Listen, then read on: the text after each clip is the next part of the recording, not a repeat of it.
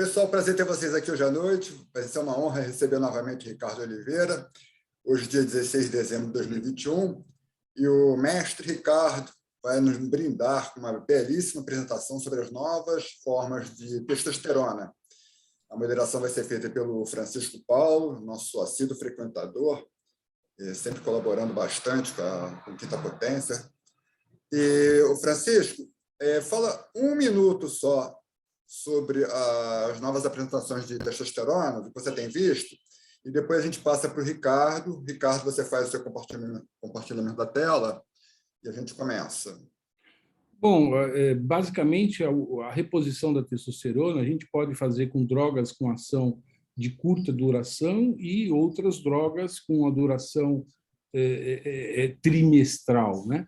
E, nesse caminho, há um grupo de drogas que poderão também ser usadas, e a finalidade de todo esse tratamento é repor a testosterona para os pacientes que apresentam hipogonadismo clínico.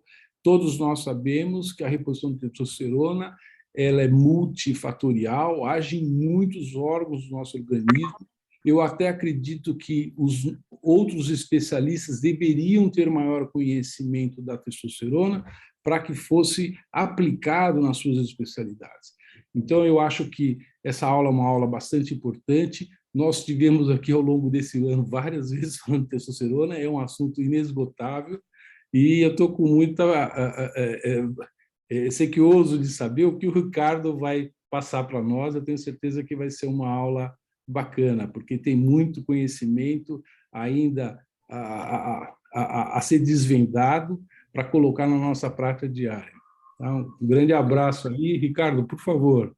Obrigado, Francisco. Obrigado aí pelas palavras do Francisco, que é uma referência no assunto, e ao convite do Henrique também, que é outra referência no assunto.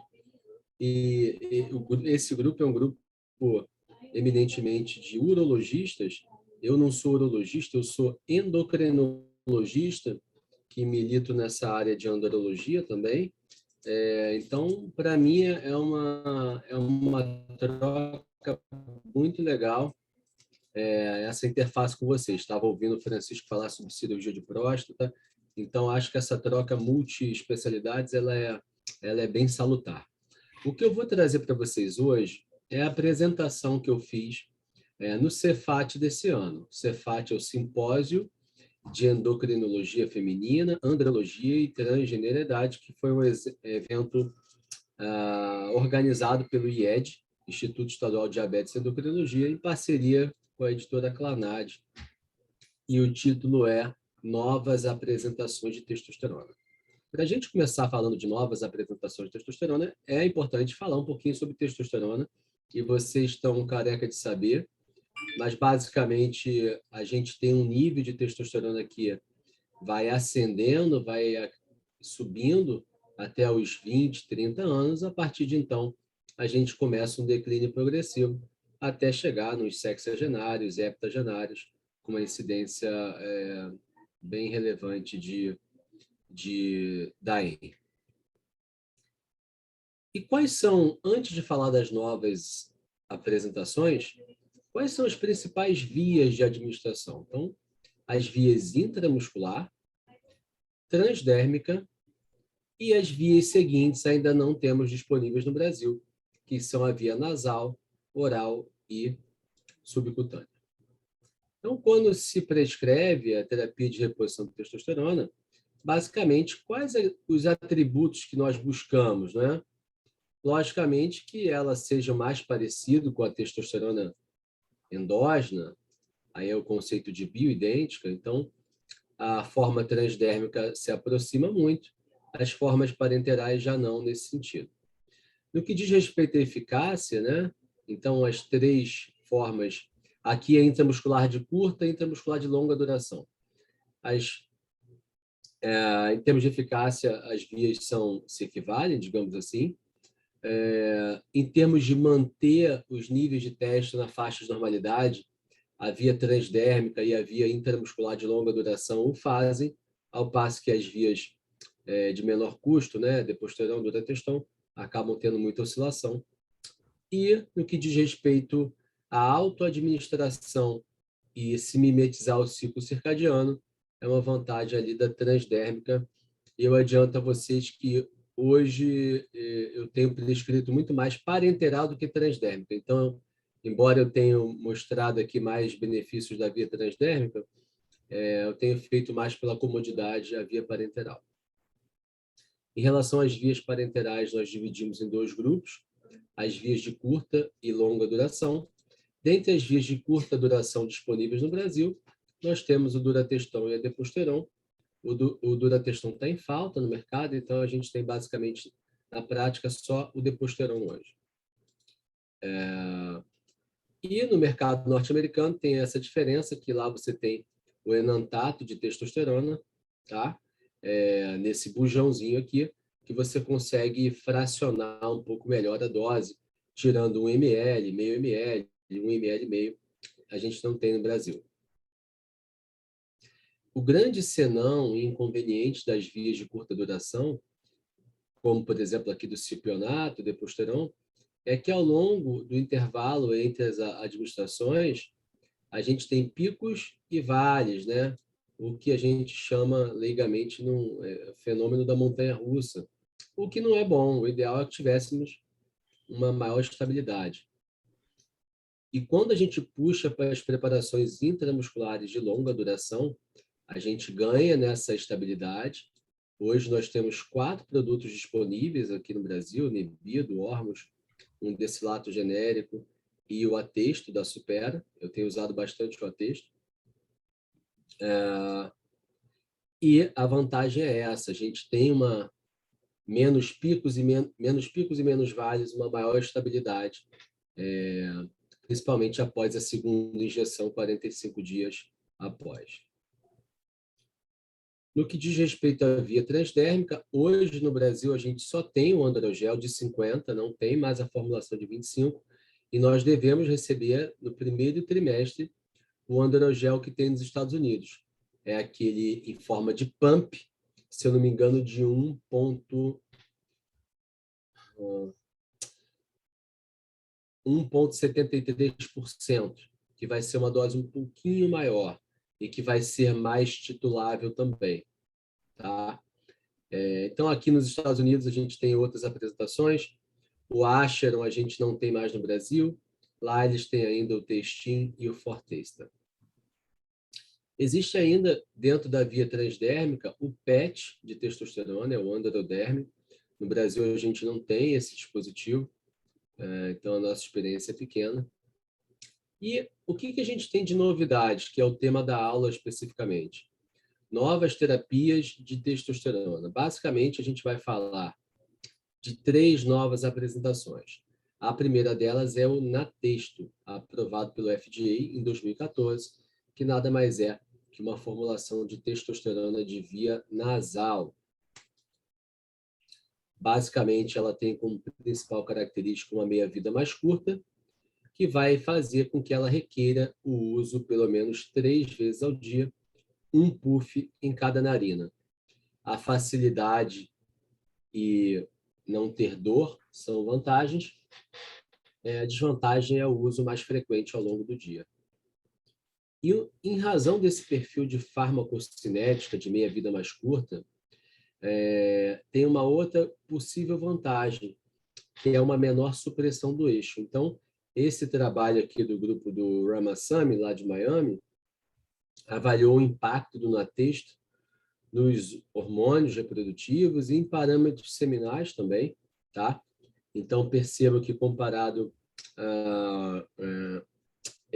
aqui foi um single arm estudo aberto. Mas, basicamente, todos os indivíduos conseguiram atingir os níveis de testo dentro da faixa. E percebam, senhores, olha que legal, não teve uma redução tão expressiva do FSH e do LH, tá? E, mais uma vez, além de não ter uma redução significativa das gonadotropinas, não houve alteração significativa da concentração de espermatozoide ou da motilidade total. E esse outro trabalho, né, já é um estudo de fase 4, pelo mesmo grupo, fala a respeito dessa mesma questão e talvez diferente das vias injetáveis e gel, em que você promove um bloqueio mais robusto ali da secreção de FSH-LH, talvez a via nasal, principalmente por não atingir níveis suprafisiológicos e por ter uma meia-vida mais curta, ele não consiga suprimir tanto o eixo gonadotrópico, e a gente vai ver que nos estudos, basicamente,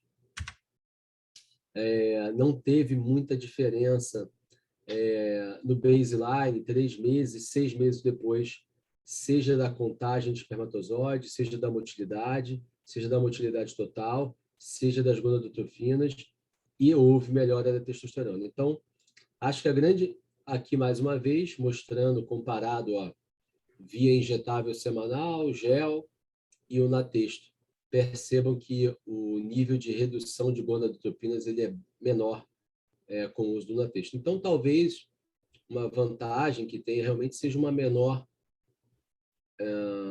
impacto sobre a vida reprodutiva do indivíduo. A gente sabe que um dos problemas da reposição de testosterona é que ele piora a fertilidade, piora a espermatogênese. Aqui era um vídeo do Ramasamy falando a respeito, mas basicamente esse editorial fala a mesma coisa, né? Será que essas vias mais curtas, como o Natesto, elas não seriam mais fisiológicas? Então eles terminam dizendo que maybe, talvez, né, essas terapias possam ser meio que umas quebra de paradigma no tratamento daqui por diante. Isso ainda está em aberto, tá? Não obstante, eu destaco aqui que o Natesto foi retirado, o processo de aprovação foi retirado da Europa, então não sei dizer exatamente por quê, mas basicamente a empresa suspendeu a solicitação de aprovação na Europa, então a gente fica no mínimo cabreiro, né? Então, falei do Natesto, uma via nasal de meia-vida curta. Agora a gente vai falar sobre a primeira formulação de testosterona autoinjetável. Depois, se vocês quiserem, a gente pode falar no final um artigo publicado essa semana pelo Shehzad Bassaria, da Harvard University, onde ele coloca a questão do uso de formulações intramusculares de testosterona para o uso subcutâneo. Eles meio que validam isso. Eu não tenho essa experiência, mas eu troquei e-mails com o professor Bassaria essa semana. Bem interessante. Aliás, eu mandei lá no Quinta Potência. Então, mais basicamente, a formulação subcutânea única é o Shiosted, aprovado no mercado norte-americano em 2018. E, basicamente, aqui a gente pode uma injeção uma vez por semana, em dose fixa, tá? Você tem 50, 75 e 100 miligramas por semana. E aqui a gente vê que ele atinge um nível fisiológico e mantém, né? Então, é fácil de usar e de guardar a temperatura ambiente. É uma aplicação auto-injetável, então facilita, e é painless, é indolor. Então, semanal, subcutânea e indolor. E eficaz. 4 características bastante interessantes do Shiosted. E, por fim, a terceira apresentação que eu coloquei dentro dessas novas é a formulação oral. Todos sabemos que a formulação oral tem um inconveniente, né? Sempre teve, desde a época do 1-decanoato de testosterona oral, sempre teve um inconveniente da hepatotoxicidade, hepatite, peliose hepática e assim por diante. Então, isso era um grande problema. Mas essa nova formulação, comercializada com o nome de Jatenzo, ela foi aprovada pelo FDA. A gente tem esse trabalho publicado no JCM e no Congresso norte-americano ano passado, avaliando a farmacocinética, eficácia e segurança dessa formulação. E vocês percebem que aqui em vermelho o primeiro PK, né? Aqui o segundo PK, enfim, mostrando ao longo do dia como é que fica a apresentação farmacocinética da droga. Percebe que tem um pico com a tomada, cai, depois sobe, e é por isso que ela vai requerer o uso pelo menos 2 vezes ao dia. Aqui a gente vê que, comparado com a via tópica, aqui foi o androgel, não tem diferença em relação de nível de testosterona atingido, o impacto sobre a SHBG acaba sendo até um pouquinho menor, e o impacto sobre a testo livre, né? Tem até uma tendência ali de melhora da testo livre comparado. Basicamente, acho que o que eu tenho que mostrar aqui é que não foi inferior à via transdérmica. E aqui a questão hepática, que era de se esperar, não houve alteração de enzimas hepáticas, pelo contrário, houve até uma redução quando comparada à via tópica, e talvez a resposta, mostrando a segurança hepática, tá? O único senão é que pode haver aumento dos níveis de pressão arterial sistólica, e é por isso que tem o warning na bula. E aqui o professor Ronald Swerdloff fala que essas novas formulações orais, elas são livres de hepatotoxicidade, uma vez que elas têm absorção linfática e não absorção intestinal com primeira passagem. Então, está aqui o motivo. Então, o Jatenzo, ele vai ser tomado 2 vezes ao dia. Existem 3 doses que podem ser usadas, o que permite um esquema mais flexível, coisa que nós não temos hoje. Nosso grande problema é a falta de flexibilidade, né? Você vai dar uma injeção de deposteron, são 200 miligramas, não tem como mexer muito na dose. Você vai dar uma injeção de 1 decilato de testosterona, são 1.000 miligramas, a gente fica mexendo no intervalo, mas a gente não mexe muito na dose porque não dá. Aqui a gente teria essa flexibilidade. 3 dosagens com 5 opções. Aqui seria uma dose para iniciar, 237, e de acordo com o nível de testosterona atingido pelo menos 7 dias depois, você vai diminuir para 198, vai manter o 237 ou vai aumentar para 425. Então, a grande vantagem aqui é essa flexibilidade. Eu vou ter 3 doses para usar e não só uma. Tem esse alerta de segurança em relação à pressão arterial, que eu chamei a atenção. E aqui eu fiz uma apresentação mais rápida hoje. As cenas dos próximos capítulos, ao meu ver, são essas, né? Na texto, apresentação nasal, com menor impacto sobre a espermatogênese, o Xiosted de apresentação subcutânea e o Jatenzo, que ele é livre de hepatotoxicidade e vai ter como vantagem uma maior flexibilidade na titulação de dose. Então, eu agradeço a vocês a atenção, esse é o meu contato, e eu vou ficar à disposição aí para a gente trocar uma ideia a respeito. Valeu, Ricardo. Ótima apresentação, sucinta, sumária, das novidades que existem. E a gente espera que em breve tenha acesso para poder oferecer para os pacientes e até para a gente mesmo. Francisco, o que você quer acrescentar? Liga o som. Bom, eu achei a apresentação bastante atualizada, eu desconhecia essas apresentações. Eu acho que está abrindo aí um caminho para ser utilizado em várias frentes, e eu acho que a condição clínica do paciente, eu acho que pode ser mandatória para você usar de uma forma ou de outra. Eu acho que isso vai acrescentar bastante. Eu não sei se todas essas apresentações vão chegar ao Brasil, às vezes é um lançamento americano, ou se chega aqui, normalmente americano faz coisa extremamente cara, né?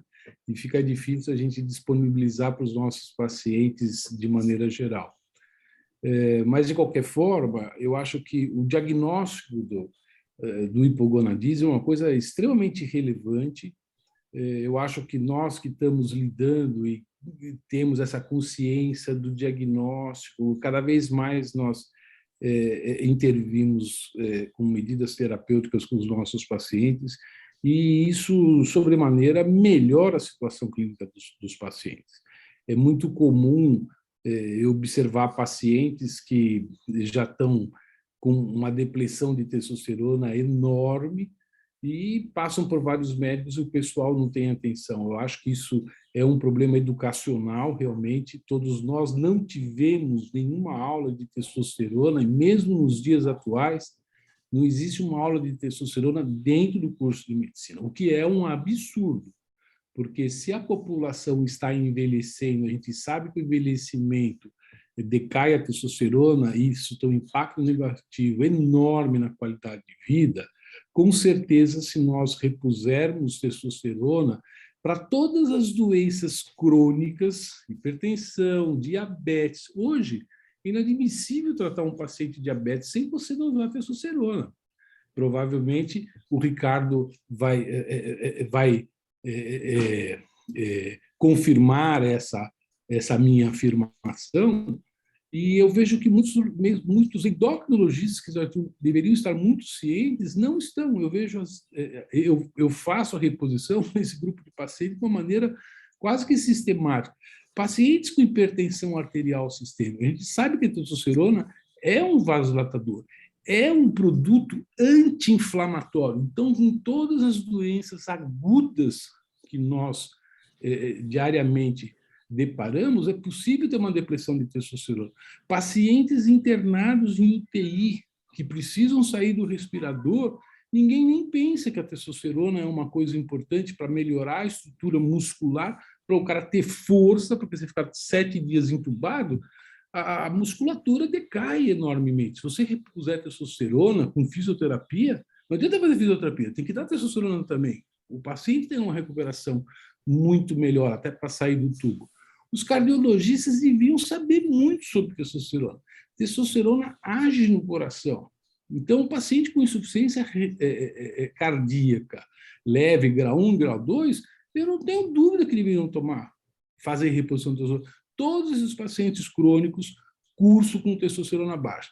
Os pacientes com HIV e que tomam coquetel também são objetos de queda de testosterona. Se você melhora essa testosterona, esse paciente se sente muito melhor.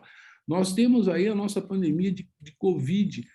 O Covid é uma doença sistêmica, vascular, inclusive com lesão testicular, e às vezes severas, né? Com orquites, etc. Então, nós temos que estar atento a isso e para a gente até falar com os outros colegas. Eu, lá para trás, quando começou essa pandemia, eu falava para o pessoal do Sírio-Libanês, gente, pelo amor de Deus, vocês vejam a testosterona desses pacientes. E o pessoal não deu nem atenção, o pessoal que estava na linha de frente, né? E hoje a gente sabe que repor testosterona para esse grupo de pacientes, principalmente aqueles que tiveram complicações severas, é muito importante. Se melhora a função pulmonar, se melhora a mobilidade física desses pacientes e tem um impacto positivo no tratamento da recuperação desses pacientes.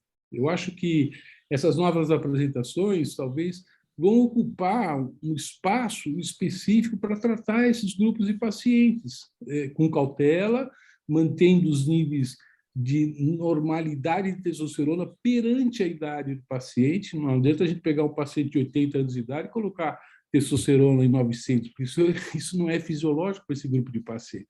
Mas se deixar em 450, 500, não está fazendo mal nenhum, né? E esses pacientes melhoram de uma maneira muito importante. A reposição de testosterona é muito importante. E eu acho que essas novas classes de medicamentos e de posologias e de administração vão facilitar a nossa vida. Eu acho que isso veio mais um acréscimo nesse conhecimento bastante importante sobre testosterona. Eu não sei o que o Ricardo vislumbra com tudo isso, esse cenário que você acabou de colocar. Obrigado, Francisco. Eu assino embaixo de tudo que você falou. Hoje eu recebo pacientes frequentemente, toda semana, de endocrinologistas. Então, como você falou aí, né? Porque aí realmente isso, eu não sei, é o que você falou, não é estudado, não é ensinado, mas tem um certo medo também, né? Por exemplo, mulheres, né, médicas, muitas vezes não têm um certo receio de palpar o testículo, de ver se tem varicocele, de ver o tamanho do testículo. Então, eu acabo recebendo pacientes de colegas endócrinos. E é aquela história, a gente gosta do assunto, aí você estuda, aí você domina um pouco mais o assunto. E aí isso vai aumentando. Então, voltando para a minha aula, eu também não sabia nada disso aí até junho.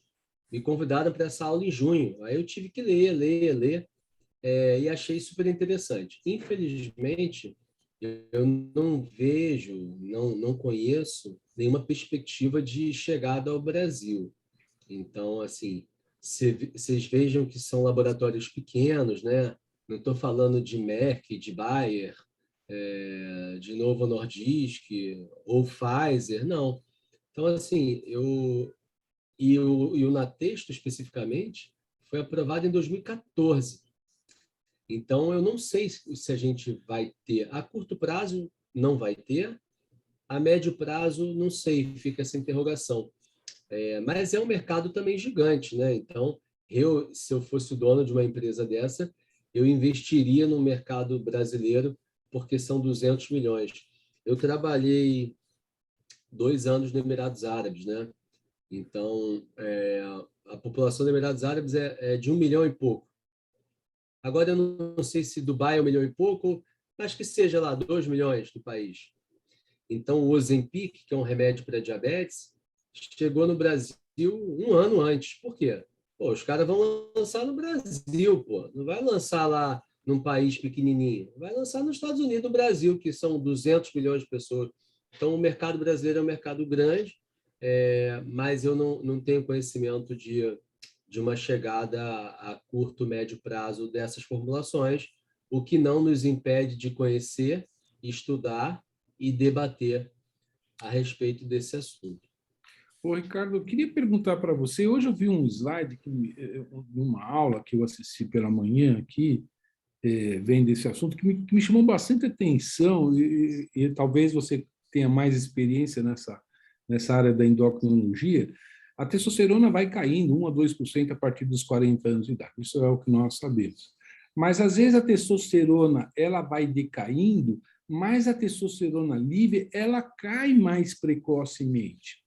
Eu vi assim que pelo menos uns 10 anos antes a testosterona está menor que 6,5.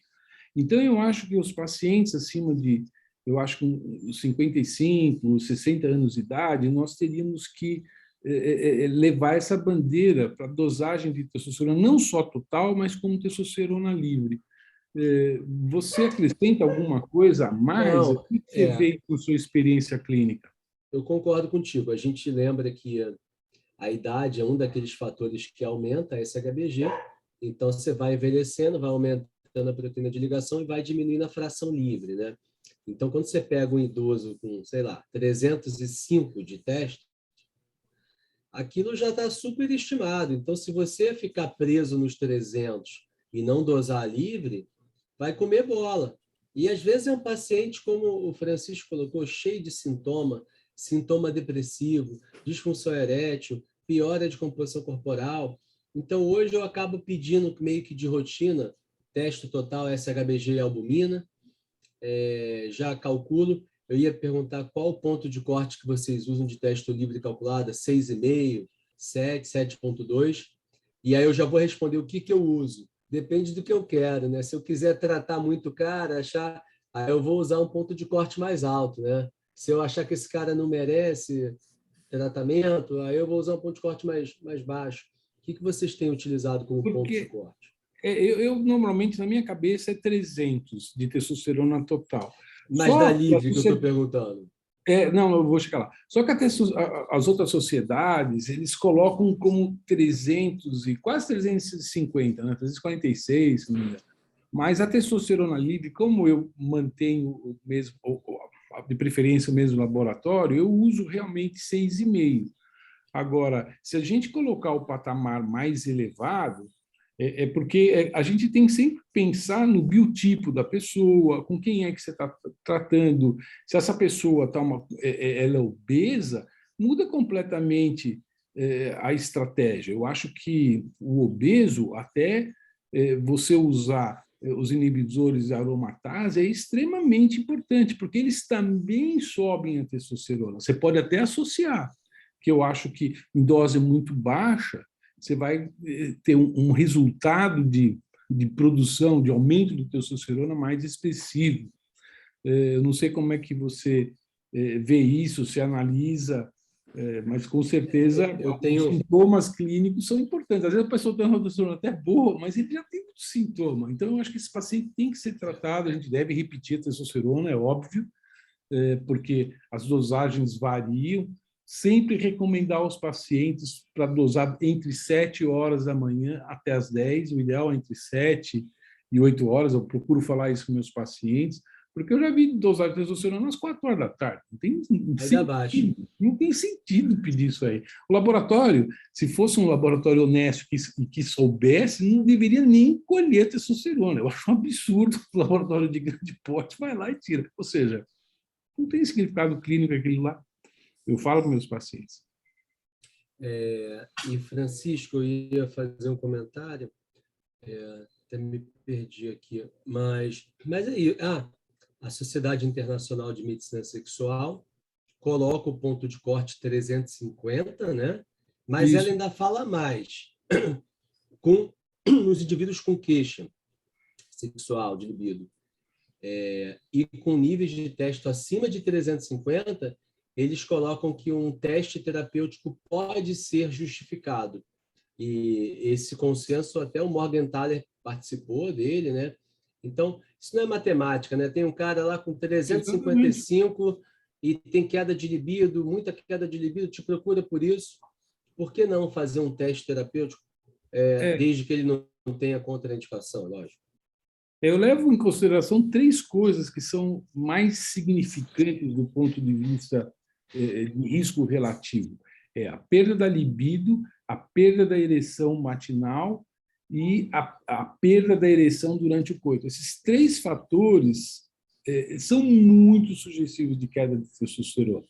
É óbvio que cada caso é um caso, tem que ser analisado, mas quando eu vejo o paciente me falando isso, que ele não tem mais ereção matinal, que a libido está muito ruim, pode dosar testosterona, que é difícil não vir baixo, né? Muito difícil. Normalmente, eu acho que isso é um rastreador para solicitação de exame. Eu sou contra fazer 1 quilo de exame. Eu acho que medicina é pontual. Não adianta você dar tiro no escuro, como um cego para atingir o alvo. Não existe isso, né? A gente tem que ter conhecimento para saber o que é que nós estamos fazendo, até para não onerar o sistema de saúde.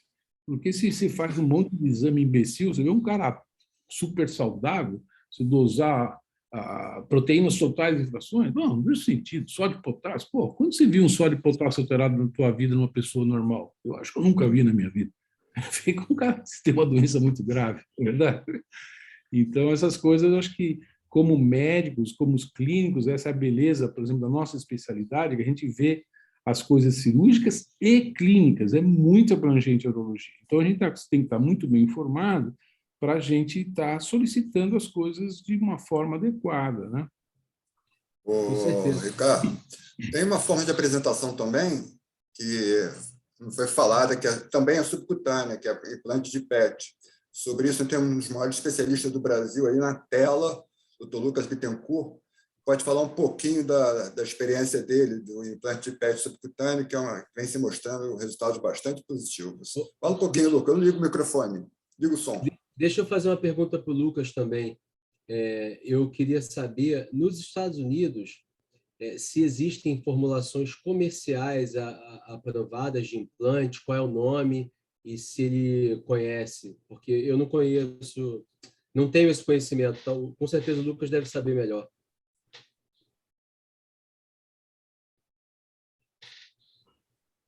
Perdão, estão me ouvindo agora, né? Ok, boa noite. Pois não, Ricardão, pode perguntar. Boa noite, Lucas. Não, eu ia te perguntar o seguinte, eu acho que sim, né? Tem formulações aprovadas de implante pelo FDA? Quais os nomes? Qual é o custo? Eu queria entender melhor. Hoje, nos Estados Unidos, a mais conhecida é a Testopel. Testopel. São apresentações de 75 miligramas. Então, às vezes, quando a gente lê alguns artigos e vê a colocação de 10, 12 pellets, né, a gente às vezes até estranha. Porque as apresentações hoje aqui no Brasil, nós temos 75, 100 e 200. Várias farmácias, né, de manipulação já estão autorizadas a produzir esse pellet, e a gente costuma utilizar mais ou menos de 200 miligramas, que está em média aí de 6 a 8 pellets. Então, nos Estados Unidos, desde 2006, em 72 foi aprovado pela FDA, em 2006 ressurgiu em nome do Testopel, 75 miligramas. E tem ideia de... Então, o cara coloca 5, 6. Qual é a ideia de custo e periodicidade disso? Vamos lá. Na minha prática, hoje, 5 meses. Tá? Mas a gente fala dos pacientes 4, 6 meses de duração, pico de 3 semanas, mantém aquele limiar lá de testosterona 900, 1000, e mantém mesmo. Eu tenho feito esse acompanhamento mensal, e lá por volta do 5º mês ele já regrediu ao seu platô, né? Pensando num pellet de 200 miligramas, liberando 1,3 miligramas, né? Isso, eu fiz até uma aula em relação a isso alguns meses atrás. Então, ele libera uma média de 1,3 miligramas cada pellet de 200. Tá? Se a gente pensar em 6 pellets, 3 vezes 6, 18, né? Vai 1, 6 vezes 1, 7, dá 7,6, 6 pellets de 200.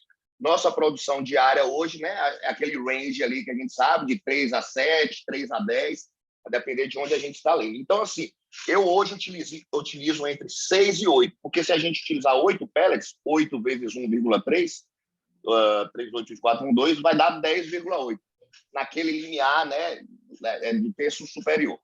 Então, fica nesse range assim. Mais pellets não significa maior tempo de duração, e sim maior pico.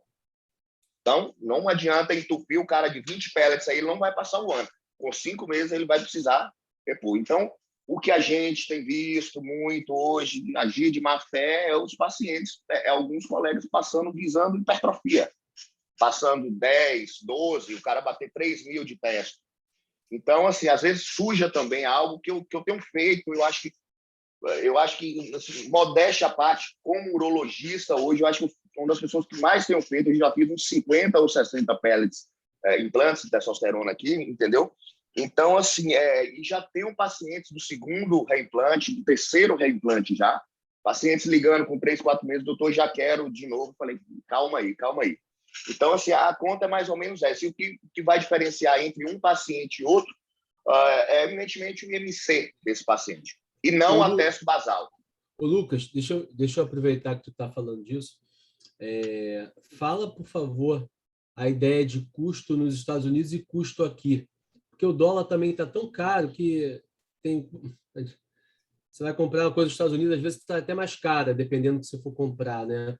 Eu não sei essa informação de lá, sinceramente, né? Porque hoje a gente tem inúmeras farmácias que já nos fornecem aqui, Drogadermos, a própria Formédica, a própria Elmeco, e isso divide em absorvíveis e não absorvíveis.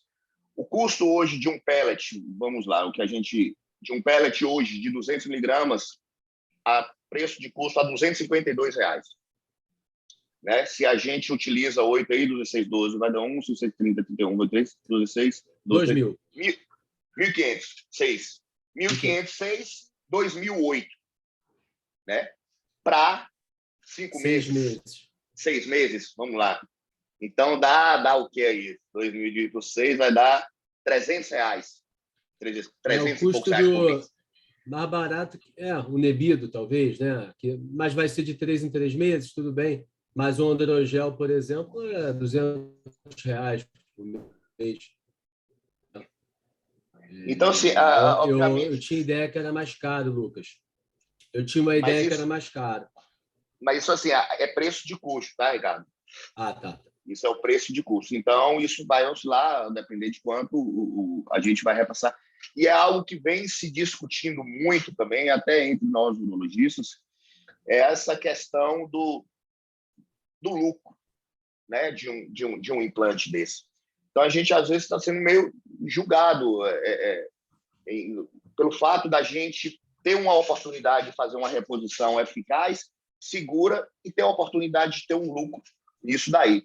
É um assunto que a gente não vai entrar no mérito aqui agora, cada um pensa de uma forma, mas, assim, pensando no paciente, é uma via completamente factível. A questão do lucro ou não, eu acho que a gente deixa isso para o lado, para quem vai fazer isso ou não, entendeu? Agora, você crucificar uma via, né, por conta disso, do mercantilismo que existe, ou por conta de outros profissionais que estão usando de má fé, de uma ética duvidosa, eu acho que o caminho não é esse. É nosso, o implante hormonal é do urologista, o pellet é do urologista. E a gente está perdendo. Ô, Lucas, foi bem legal você falar isso, porque eu sou endocrinologista, né, da Sociedade Brasileira, e a gente está vendo nas mulheres realmente é uma coisa de outro mundo. O que está sendo... Isso tem um custo, né? E não estou falando de custo de dinheiro, né? A gente já tem trabalhos mostrando alteração de endométrio, o que dirá de mama mais à frente. Mas já tem um trabalho publicado com com o aumento da incidência de sangramento, né, uterino disfuncional, e de esterectomia. Então eu já meti o pau para caramba em implante, chip da beleza, essas coisas, porque me chamavam para dar aula, eu estudava o assunto. Então foi muito bom ouvir você falar, porque abre um pouco a nossa cabeça também, né? Eu, por exemplo, não sabia se tinha uma formulação comercial. Aí você falou, tem um Testopel. E aí, se é aprovado pelo FDA e você consegue fazer uma coisa parecida, e aí você está dando a tua experiência, né? Eu estou fazendo exame mensal e posso te afirmar que isso aí não é água com farinha, isso aí é remédio mesmo. Porque a gente fica um pouco cabreiro com o negócio de, às vezes, manipulação. Então, eu confesso que eu gostei das tuas palavras e ajudou a arejar minha cabeça também. A gente tem que ouvir opiniões diversas também e Muito, aprender, muito. porque se você fala assim, é uma porcaria, né? Aí você continua, não cresce, né? Ô, Lucas, deixa eu fazer uma pergunta para você. Na fase inicial, o ideal é que a gente não subisse a testosterona acima de 900. Mas com pellet tem uma chance disso ocorrer, pelo menos a fase inicial, né? Essa coisa é uma coisa que pode trazer algumas complicações sistêmicas, né?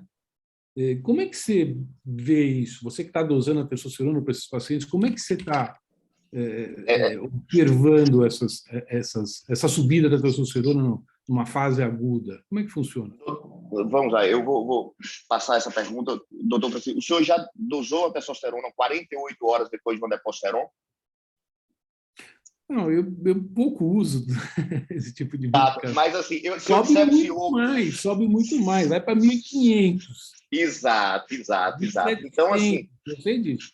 Exato. Então, assim, o que eu vejo que o pico dos pellets eles são bem menores, tá? Óbvio, 100, 1.000, 1.200 é suprafisiológico, mas eu não vejo muita diferença em relação aos outros, não. O pico que uma durateston faz, o pico que uma deposteron faz.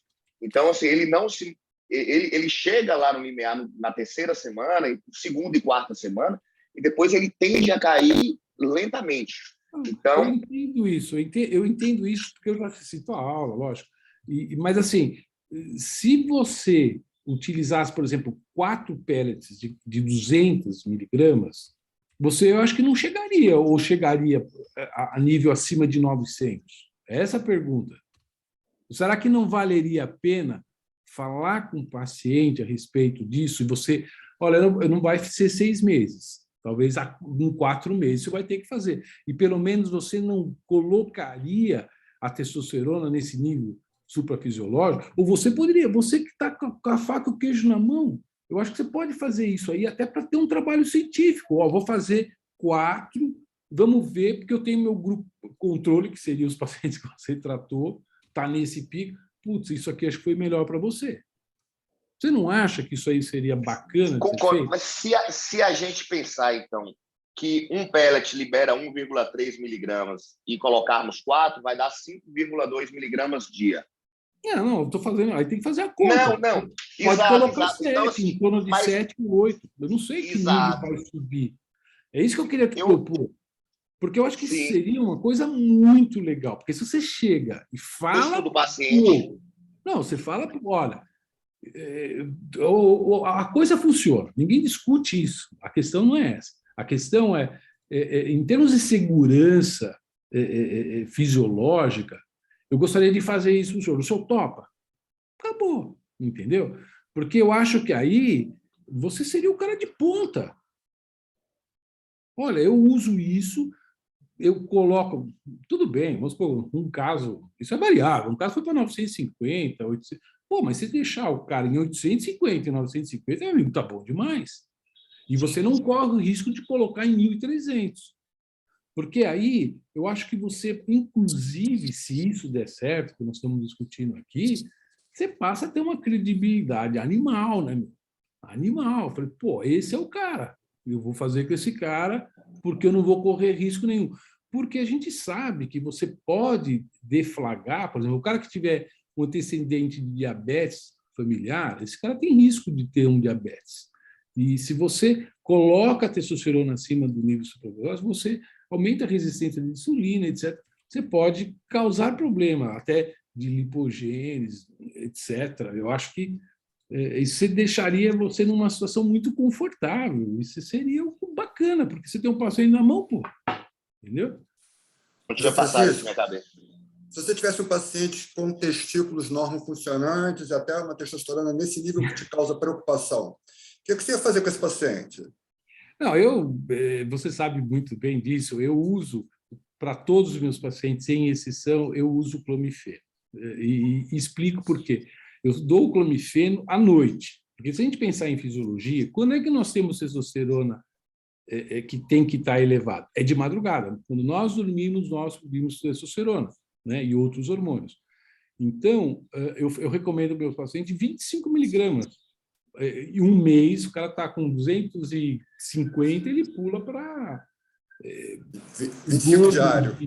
Eu uso isso diário. 25 diário. Ó, ontem eu atendi um paciente já com uso de 4 anos, 2018, 4 anos de uso, vai completar agora, né? Eu fiz uma ressecção endoscópica de próstata gigantesca, estava muito mal, ele está ótimo. O PSA dele era 1,4, hoje está 0,7. Você vê que testosterona não aumenta PSA, ele está no nível ótimo, porque nós ressecamos o adenoma dele. Ele tinha 200 acho que 18, sei lá, era baixo mesmo. Um homem hoje tem 80 anos de idade. A testosterona dele está em 570. A testosterona livre do cara está, se eu não me engano, 10. E ele está ótimo, aos 80 anos de idade, você não fala que aquele cara tem aquela idade. Um cara que tem atividade, dorme bem, se sente... Eu acho que, no meu modo de entender, eu começo sempre usando o clomifeno, porque o clomifeno tem uma coisa interessante, ele consegue dizer qual que é a reserva funcional do testículo. Nós temos 500 milhões de células de Leydig no testículo. E vai envelhecendo, nós vamos perdendo essas células de Leydig. Se sofreu alguma agressão nesse testículo, infecção, viral, etc., qualquer coisa, você vai diminuindo essa população de células de Leydig, mas elas estão lá. Olha, só de viver em São Paulo, não precisa muito, já é possível a gente bloquear o hipotálamo e a hipófise desse paciente. Se eu uso o clomifeno, você abre isso aí. E esse paciente, sabe quantas vezes ele usa o clomifeno por semana? 2 vezes por semana. Eu falo, olha, se eu mantenho assim, que está bom demais. Eu até pensei, vou baixar para 1. E talvez se eu baixasse para 1, não ia mudar mais, porque está liberado esse sistema dele. E o paciente está ótimo. Então, se o paciente não funciona com clomifeno, aí é a hora de usar testosterona. Sempre. O paciente não pode ter testosterona em níveis abaixo de 300. Essa é a minha visão a respeito, né? E funciona. Os americanos falam, funciona em 70%. Francisco, mentira. Funciona em 90% dos casos. Diga. Deixa eu aproveitar esse grupo seleto aqui. Henrique, dá licença, hein? Eu quero discutir o meu caso. Então, eu tenho faz 40 anos, né? E olha que interessante. O meu pai, segundo a minha mãe, depois do segundo filho, ela não se preveniu mais e não pegou mais gravidez. Então, foi só eu e meu irmão. E o meu pai, meu pai está com 78, de uns 10 anos para cá, ele começou a ter diagnóstico de hipogonadismo e eu faço a reposição dele. Então, meu pai tinha uma fertilidade esquisita, por essa história que eu te falei, e acabou tendo DAEM, está tratando.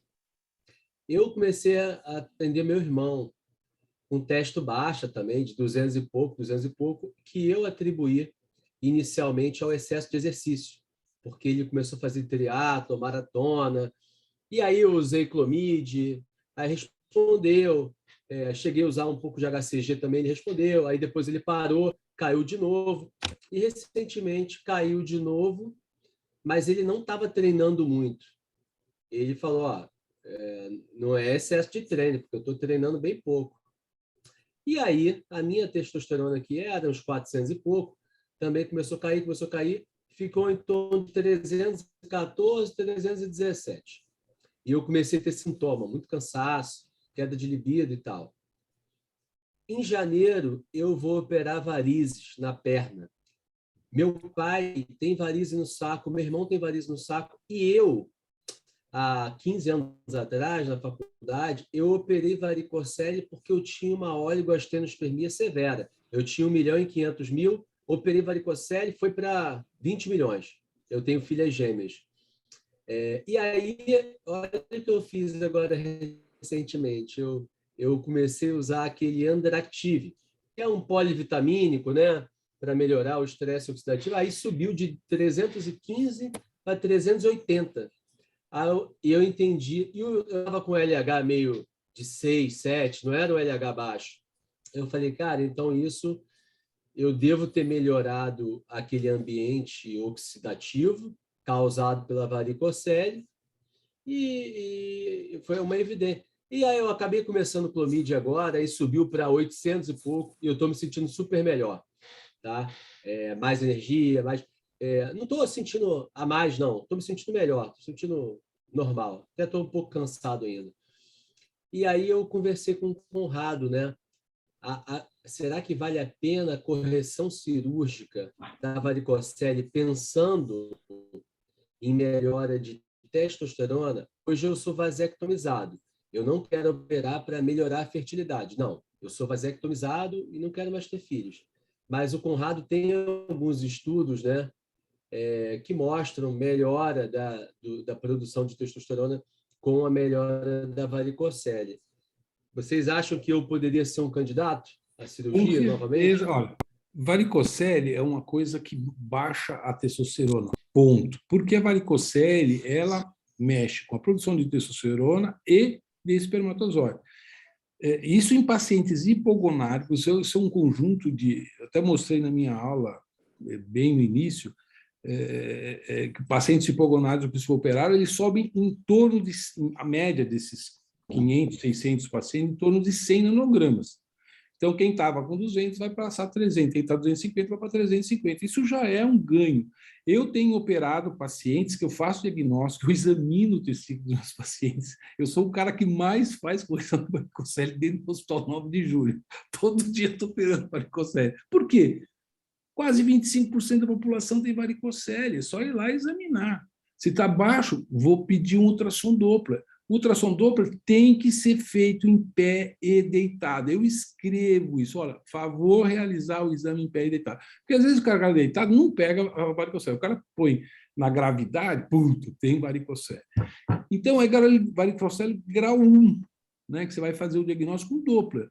E esses caras respondem. Eu tenho operado pacientes, não com questão de fertilidade, não estou nem aí com fertilidade. Eu tenho um paciente com 54 anos de idade que eu vou lá e opero, faço correção do varicocele. Isso não existe na literatura. Tá? Isso que eu ia te falar, 30 pacientes, 50 pacientes e publicar, porque isso é inédito. Mas não existe esse trabalho. E eu sei que sobe.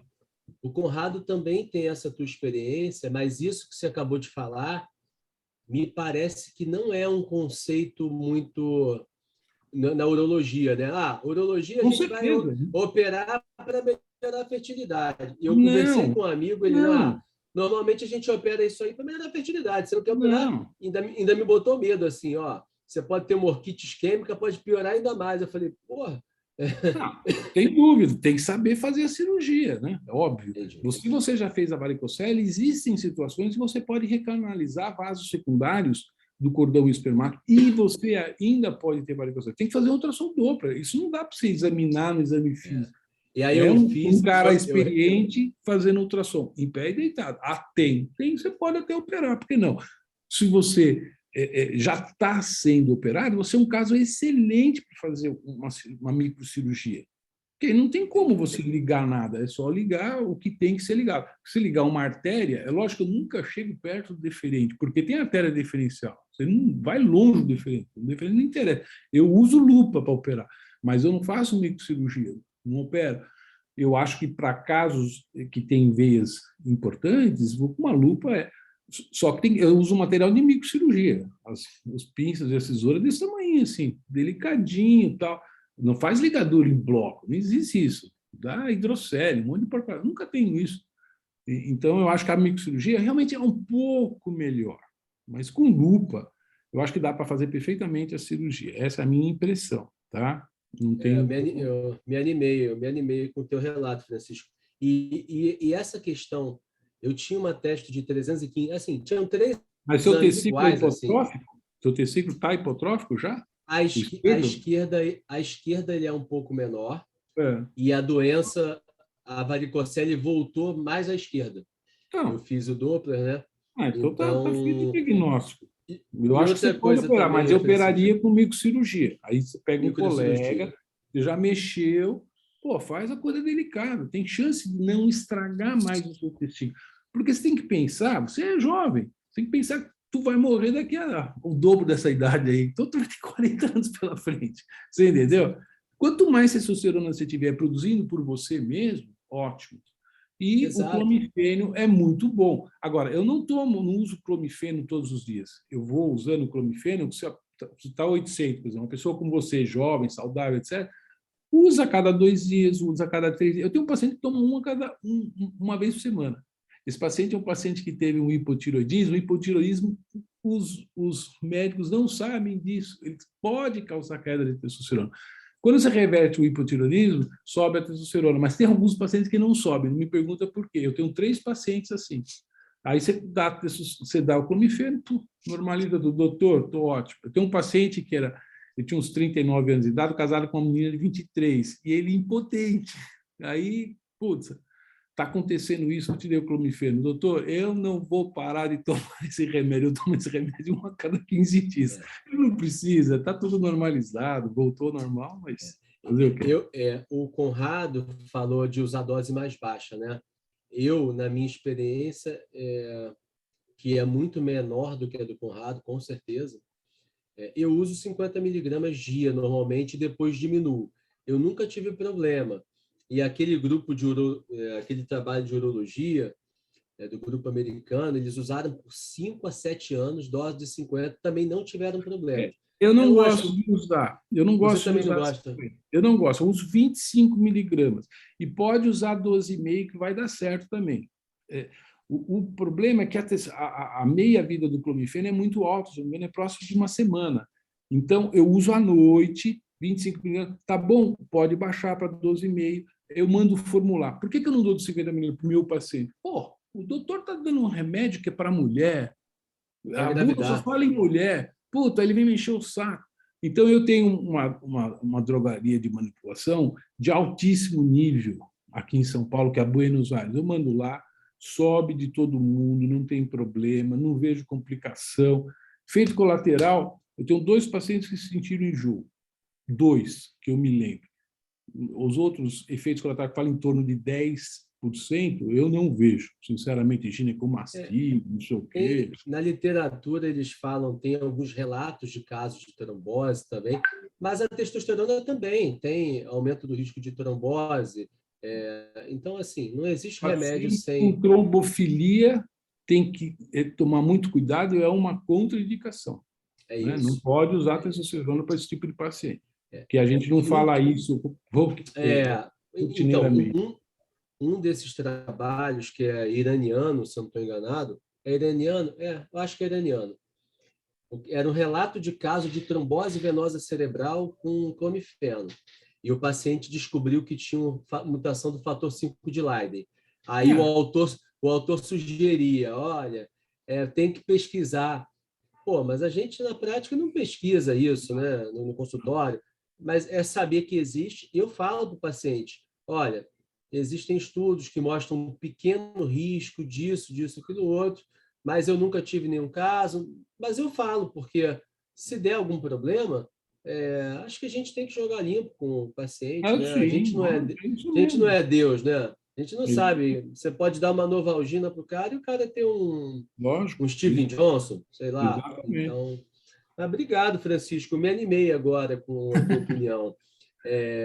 Eu só não vou para São Paulo operar contigo porque vai dar muito trabalho ir para São Paulo com o saco inchado, mas senão eu ia. Eu teria que chamar um colega para te operar. Eu não faço a microcirurgia para esse tipo de operação. Mas você não precisa, não. Você vai a olho nu e resolve o problema. Você Tá falou bom. que tem um volume gigante, né? Eu faço De você. varicocele. Ah, Obrigado. Ô, Ricardo, boa noite de novo. Ô, Lucas, tudo bem? Você falou que não tinha experiência na testosterona subcutânea. Desculpa, Lucas, desculpa. Quando eu mencionei esse assunto, foi para você. Eu queria te perguntar isso, cara. E eu mandei no grupo da Quinta Potência o artigo lá mas eu falei aquele assunto pensando em você. Fala um pouquinho. Excelente artigo. Excelente artigo. Muito bom. Eu li na academia. E recente, assim, o que eles estão fazendo é a utilização do enantato em doses inferiores a que o próprio cipionato tem. Todos nós conhecemos aqui, eu também não tenho conflito de interesse, tem uma Fluca hoje, ela tem o frasco ampola do cipionato vedado, os 2 ml, que são 200 miligramas. Então, eu tenho alguns pacientes que preferem a via subcutânea por menor dor, por menor oscilação também. Aqueles pacientes que não gostam autoaplicável, eles fazem uma vez na semana, não precisa ser na barriga, você bota no subcutâneo do glúteo, né? Você pode, no próprio glúteo, uma agulha de insulina, você joga ali abaixo da pele. Então, tem muito paciente que fica muito eufórico quando toma 200 miligramas. O cara, 2, 3 dias, às vezes ele até passa um pouco, né? Alguns alegam essa questão de nervosismo e tal. E quando eu fraciono isso daí, explico, eles se dão super bem, entendeu? Então, eu acho a subcutânea nessa fórmula. A Fluca tem isso? A Fluca tem. Eu já tenho disso, Lucas. Não cara, deve ser caro, né? Não, R$12 é o mesmo valor da Deposteron. Cada R$15. Entendeu? E você tem a possibilidade de pedir ao paciente para guardar, porque se você compra uma Deposteron, é meio inconveniente nós falarmos, utiliza 1 ml e guarda. É complicado, né? A gente não vai assumir esse risco. A Fluca tem o similar do Xiosted? Não, o Xiosted, ele é alto, ele vem, é uma própria caneta mesmo subcutânea. Esse, a Fluca, não, é o frasco ampola. Me deu 30 segundos que eu tenho aqui. O Xiosted é excelente, né, Ricardo? O Xiosted é excelente, pô, porque é a melhor relação de benefício. E digo mais, para a gente que é endocrinologista, hoje o tratamento do diabetes e da obesidade é tudo com remédio subcutâneo. Então, para a gente endocrinologista, usar um remédio subcutâneo é todo dia. E é o que o Lucas falou. Eu tenho a Deposteron. Né, a Deposteron está fora do mercado também, não só do Uradeston. Tá? E aqui eles mandam, é um frasco ampola que você tira aqui e é vedado, e aqui é a borrachinha para você tirar quantos ml você quiser. A quantidade você tem 2 ml, 200 miligramas, como se fosse uma ampola. Tira 1 ml. Faz Ô, Lucas, o óleo ele passa bem na seringa de insulina? Eu ia perguntar isso também. Você tem a seringa tem seringa de 1 ml e que ela não vem junto. Você consegue tirar ela e bota na agulha de insulina. Aí ela consegue entrar bem. Demora um pouquinho mais fácil. Aquela BD que já vem com a agulha inserida não passa? Não. O que é que eu peço, Henrique? Eu peço para eles aspirarem 1 ml numa seringa, numa agulha mais grossa, depois eu tiro ela e coloco a de insulina, naquele 1 ml que ele puxou. E aí você consegue. Aspirar só na insulina realmente dá muito trabalho. E não tem dor. E não tem dor. Não tem dor, doutor.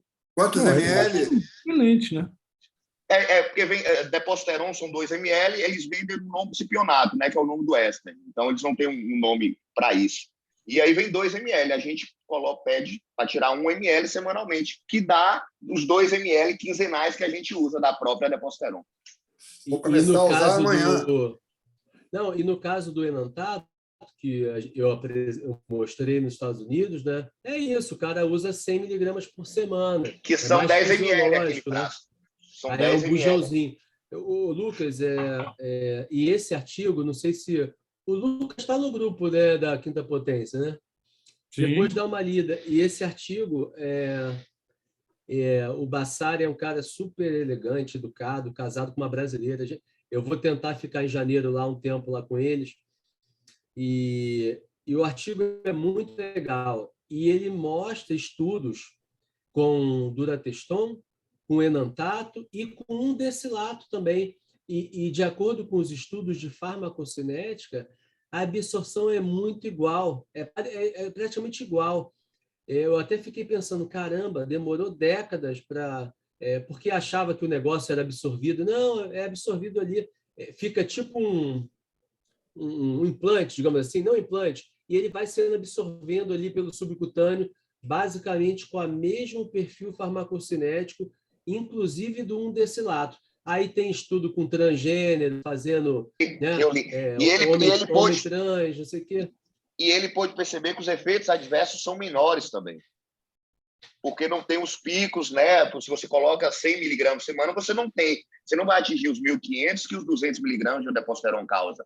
Então, isso ele foi bem enfático também, falando que menos efeitos adversos.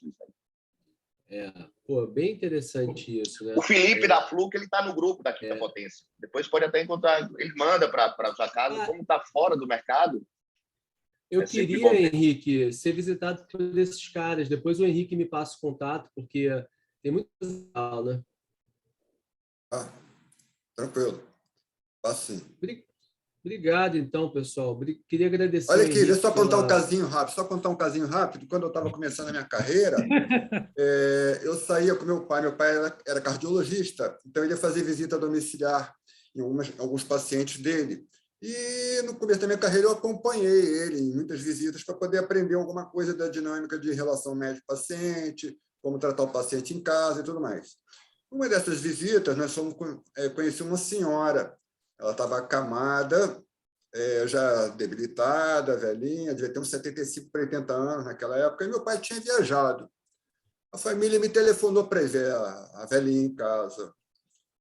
Eu era residente na época, lá no Hospital da Lagoa, o Raul Serrano, que está aí assistindo a gente, ele foi meu colega lá.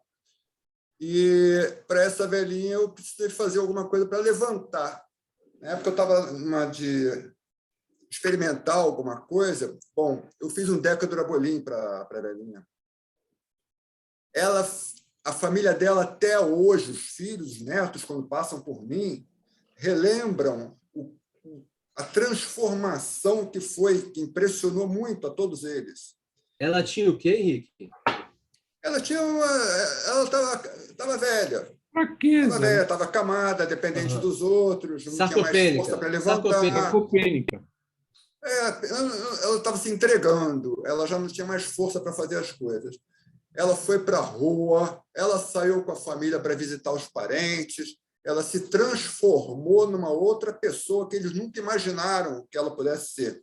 Uma ampola de Decadurabolin, não me lembro se foi de 25 ou de 50, mas ela transformou da água para o vinho em questão de 2, 3 dias. Me lembro muito bem, me impressionou bastante esse caso. Eu ia comentar isso daí. A gente esquece, né? É uma coisa que a gente esquece e está à nossa disposição. Isso, quando o doutor Francisco falou, da testosterona, e aí a gente tem também a Decadurabolin, que é uma nandrolona, que é um derivado da testosterona da família 19-nol, né? Que tem a nandrolona e outro esteroide anabólico, que eu leio muito sobre isso também, a trimbolona. E a nandrolona, essa ação dela para queimado, HIV positivo, acamado, pós-operatório ortopédico, é fantástico. Eu faço em minha mãe. Minha mãe tem 65 anos de idade, cirurgia de prótese de quadril, e eu uso nela e, assim, parece que você está dando açúcar para um cara que está em hipoglicemia. É fantástica a resposta. E a gente, assim, tem que perder um pouco também desse medo, entendeu? Ou desse receio de estar dando deca, assim, foi muito... a fama não está muito boa em relação a isso, mas esses pacientes pontuais aí, esses sarcopênicos, eles evoluem bem. Um outro paciente que eu tenho é de 71 anos, atendi em São Paulo agora, ele baixa a testosterona também, coitadinho. Um amigo, o filho dele, nutricionista, ele foi para mim, ele sabia que eu fazia essa parte de andrologia, e ele chegou e falou assim, doutor, eu preciso... Quando eu dei o diagnóstico, falei o que eu ia fazer para ele, eu falei, vou repor testosterona e vou entrar com androlona. Ele falou, doutor, ainda bem que eu consegui um médico urologista que entendesse o que eu estava querendo, porque todo mundo tem medo de fazer isso. Então, tem algumas indicações pontuais, entendeu? E esse exemplo que o senhor deu aí responde muito bem. Além de ser barata. Além de ser barata. Vocês têm conseguido achar Decadurabolin?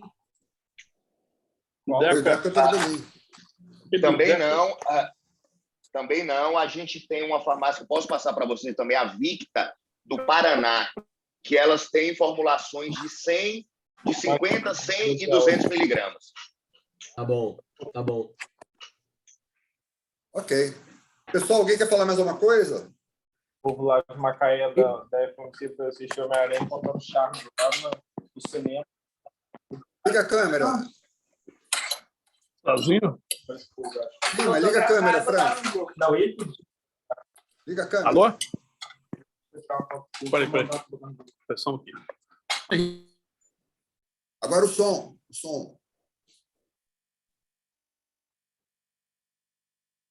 Liga o som.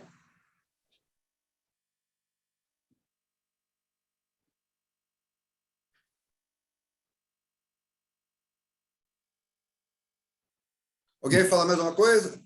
França, quer fazer a pergunta? Então, Francisco, fala. Eu quero falar assim, eu quero falar uma coisa que é muito importante que eu vinha pensando já há muito tempo. Eu gostaria muito de agradecer a você, porque o Henrique é uma pessoa formidável. Nós toda semana estamos aqui com ele. Ele é uma pessoa de coração aberto, que nos deu a oportunidade da gente se conhecer. Como nós dizemos, nós somos amigos virtuais. Um dia nós temos que fazer um encontro para todo esse grupo se reunir. Pelo menos é isso aí. A turma que está mais presente, entendeu? Porque eu acho que foi um engrandecimento enorme. Tudo isso foi causado pelo Henrique. O Henrique é o grande aglutinador, ele corre, ele faz uma coisa muito legal. Ele tem um monte de amigo e todo mundo adora o Henrique. Eu acho que foi um grande prazer, realmente, tê-lo conhecido. Então, aquela coisa que eu falei, que toda semana eu venho bater meu ponto aqui, eu agora saio e desligo a reunião e eu vou me encontrar com os meus amigos da adolescência, do ginásio e do colegial, sabe? É a hora que eu vou tomar uma cerveja. Então, Henrique, foi formidável ter você, ter conhecido. Eu acho que esse ano foi super bacana, né? Eu acho que todos nós aqui reverenciamos o Henrique de coração. Desejo para você aí um final de ano top e que o ano que vem continue com o mesmo fervor aí para manter a Quinta Potência em pé e bem saudável. Muito obrigado. Muito obrigado pelas palavras, foi muito gentil, agradeço de coração. Mas eu quero dizer que a Quinta Potência hoje foi a última apresentação do ano. Vamos ter o Natal, Ano Novo, férias em janeiro, e em fevereiro já estamos esquematizados para voltar com um modelo um pouco diferente. Não sei se vocês têm sugestão para fazer, mas a minha ideia é intercalar apresentações como essa, discussão de casos de consultório, artigos de revista e, conforme for, chamar residentes também para participar, para falar, apresentar, fazer um round de residentes, alguma coisa assim.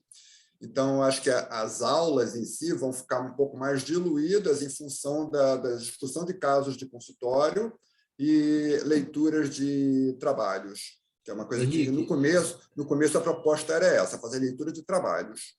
Depois a gente foi discutindo casos e a apresentação de aula acabou predominando.